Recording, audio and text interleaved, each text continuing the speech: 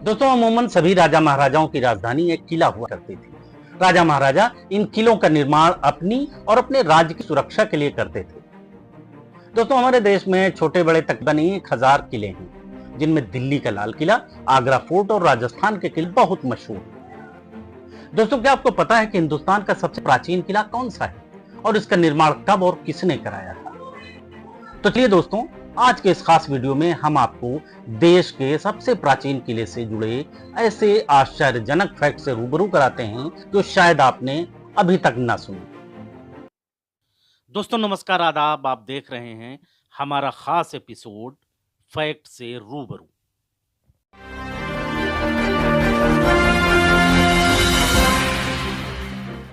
दोस्तों, अगर आप पहली बार हमारे चैनल को देख रहे हैं तो प्लीज इसे सब्सक्राइब कर लें और नोटिफिकेशन बेल ऑन कर लें ताकि आपको ऐसी ही खास जानकारी वाले वीडियो मिलते रहें, क्योंकि ऐसी जानकारियां दैनिक जीवन में न केवल हमारे लिए उपयोगी हैं बल्कि स्टूडेंट्स के लिए इनका खासा महत्व भी है।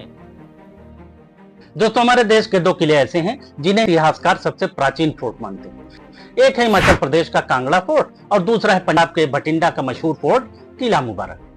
किला मुबारक का निर्माण आज से करीब 2000 साल पहले हुआ माना जाता है, जबकि कांगड़ा फोर्ट का निर्माण ईसा पूर्व में माना जाता है।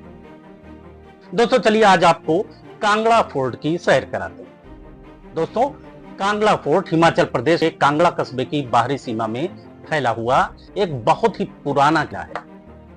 इतिहासकारों के मुताबिक इस किले का उल्लेख सिकंदर महान के युद्ध संबंधी रिकॉर्डों में मिलता है।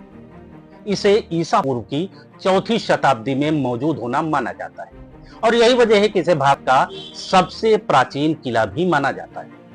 इस किले का निर्माण करीब 3500 साल पहले कटोच वंश के राजपूत परिवार ने कराया था।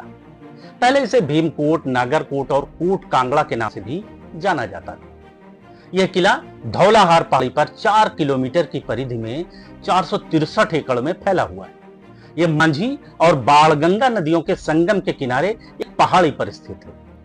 किले की दीवारें नदी की सतह से 300 फुट तक ऊंची हैं। इस किले को लेकर मान्यता है कि यहां स्थापित मूर्ति की पूजा के दौरान सोने चांदी के सिक्के और आभूषण चढ़ाए जाते थे। धीरे धीरे तमाम खजाना जमा हो गया। कहा जाता है कि इस खजाने को दबाने के लिए 21 कुएं बनवाए गए थे। इस खजाने को लूटने के लिए तुर्कों और मुगलों समेत कई शासकों ने हमले किए। 50 से ज्यादा बार इस किले पर हमले किए गए। महमूद गजनवी का नाम भी इसमें शामिल है। कहते हैं गजनवी ने 8 कुएं ढूंढकर उन्हें लूट लिया था। इसी तरह अंग्रेजों ने भी यहाँ के 5 कुएं ढूंढ निकाले थे, लेकिन अभी भी कई कुएं ऐसे हैं जिन्हें खोजा नहीं जा सका है। साल 1622 में मुगल बादशाह जहांगीर ने इस किले पर फतेह हासिल की थी और अपने नाम का एक दरवाजा जहांगीरी दरवाजा बनवाया था।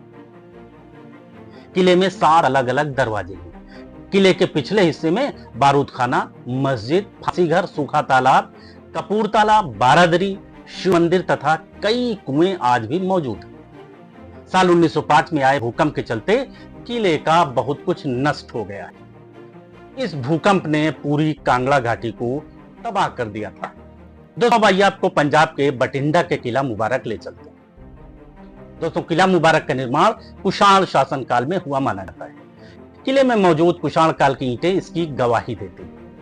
किला मुबारक का निर्माण आज से तकरीबन 1900 साल पहले यानी 90 और 110 ईस्वी के बीच राजा दाब ने करवाया था। इस किले के निर्माण का मकसद था कि सम्राट कनिष्क के राज्य पर पूर्ण हमला न कर सके। करीब 15 एकड़ में बने इस किले के इर्द गिर्द 36 बुर्ज बने हुए हैं। इनकी ऊंचाई 118 फीट है। काफी पुराना होने और रखरखाव के अभाव में इसके 4 बुर्ज डैमेज हो चुके हैं। इन बुर्जों पर बैठकर पहरेदार हर समय किले के बाहर होने वाली हर एक्टिविटी पर नजर रखते थे। ऊंचाई होने के चलते बाहरी हलचल का पता सबसे पहले बुर्ज पर बैठे पहरेदारों को ही होता था। वक्त बीतने के साथ ही किले के नाम और बनावट में भी तमाम तब्दीलियां हुई। साल 179 ईस्वी में भट्टीराव राजपूत ने किले को नए सिरे से बनाया और किले का नाम भट्टीविंडा रखा। इसी कारण इस शहर का नाम भटिंडा और फिर बठिंडा पड़ा। इतिहासकारों के मुताबिक राजा विनयपाल ने इस किले का नाम विक्रमगढ़ कर दिया। उसके बाद राजा जयपाल ने किले का नाम जयपालगढ़ कर दिया। साल 1004 में विदेशी आक्रांता महमूद गजनवी ने राजा जयपाल को हराकर इस किले पर कब्जा कर लिया। उसके बाद पृथ्वीराज चौहान का इस किले पर कब्जा हो गया। साल 1189 में सुल्तान मोहम्मद घोरी ने पृथ्वीराज को हराकर इस किले पर कब्जा कर लिया। साल 1191 में पृथ्वीराज चौहान ने इस किले पर फिर से कब्जा कर लिया। साल 1236 में इल्तुतमिश की बेटी तुर्की शासक रजिया सुल्तान ने दिल्ली सल्तनत संभाली और बठिंडा राज्य तक उसका शासन रहा। रजिया सुल्तान ने बठिंडा की बागडोर अल्तुनिया को सौंपी। कुछ दिनों बाद बठिंडा के राज्यपाल अल्तुनिया ने विद्रोह कर दिया। रजिया और अल्तुनिया में युद्ध हुआ और रजिया को बंदी बना लिया गया।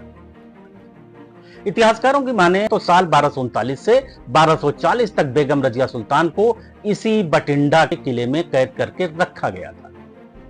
इसीलिए इस किले को रजिया सुल्तान किले के नाम से भी जाना जाता है। साल 1515 में गुरु नानक देव और साल 1665 में गुरु तेग बहादुर ने इस किले का दौरा किया था। 10वें सिख गुरु गोविंद सिंह ने भी वर्ष 1705 में किला मुबारक का दौरा किया था। बाद में उनकी यात्रा की याद में साल 1835 में महाराजा करम सिंह पटियाला ने किले के भीतर एक गुरुद्वारा साहिब बनवाकर इस किले का नाम गोविंदगढ़ रख दिया था। दोस्तों आज के वीडियो में बस इतना ही। जानकारी अच्छी लगी हो तो इसे शेयर जरूर करें ताकि दूसरे लोगों को भी इसका लाभ मिल सके। दोस्तों अगर आप किसी खास विषय पर जानकारी चाहते हैं तो नीचे कमेंट बॉक्स में हमें अपने मैसेज कर सकते हैं। आज के लिए बस इतना ही। मिलते हैं ऐसी ही एक और खास जानकारी के साथ। तब तक के लिए अलविदा।